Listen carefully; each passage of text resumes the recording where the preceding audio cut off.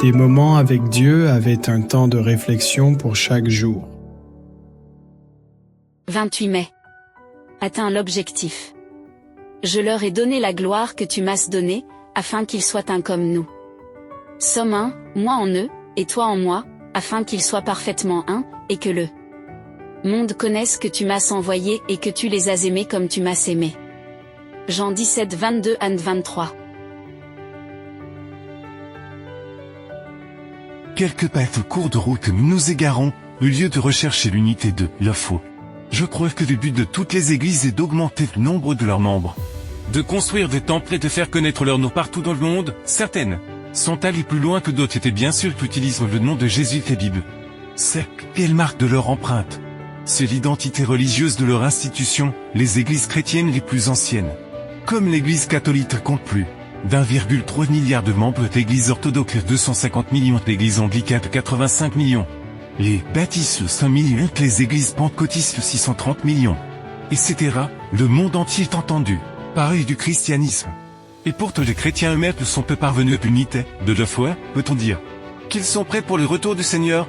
Jésus reviendra-t-il pour telle ou telle institution chrétienne? Certes peu. Mais par ceux qui sont fidèles à sa parole et qui donnent de leur vie le témoignage d'avoir obéi au Seigneur. Ce n'est pas un grand nombre d'institutions, de grands bâtiments et une ostentation extérieure que Dieu demande, mais l'action harmonieuse d'un peuple particulier, choisi par Dieu et précieux, dont les membres sont unis les uns aux autres, et dont la vie est cachée avec le Christ en Dieu.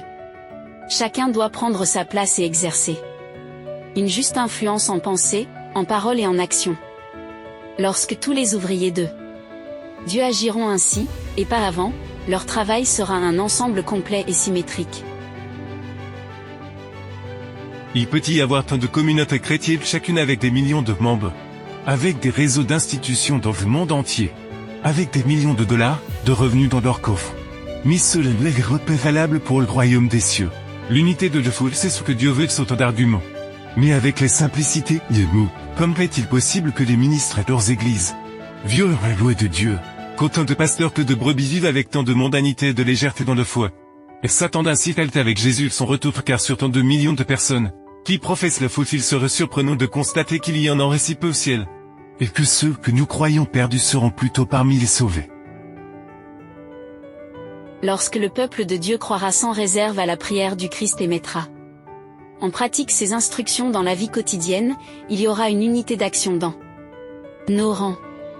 Un frère sera lié à un autre par les liens de l'amour du Christ. Seul l'Esprit de Dieu peut réaliser cette unité. Celui qui s'est sanctifié lui-même peut sanctifier ses disciples. Unis à lui, ils seront unis les uns aux autres dans la foi la plus sainte. Lorsque nous nous efforçons d'obtenir cette unité comme Dieu le veut, elle nous est accordée. Nous perdons notre orientation si nous ne témoignons que par notre vie pratique. L'évangile du Christ doit être prêché de cette manière avec témoignage. Le but est l'unité de la foi. Et si nous nous unissons pour travailler ensemble et mettre de côté la rivalité et but, ensemble contre le péché et prêcher Jésus, alors nous sommes dans de bonnes directions. Le but serait atteint lorsque les dissensions seront enfin terminées. Et que l'amour inonderait chaque frère, ce n'est qu'alors que Dieu pourrait vous utiliser pleinement. Amen. Merci pour écouter cet audio. Nous vous invitons à partager avec votre Contactez et visitez le site web. biblewell.com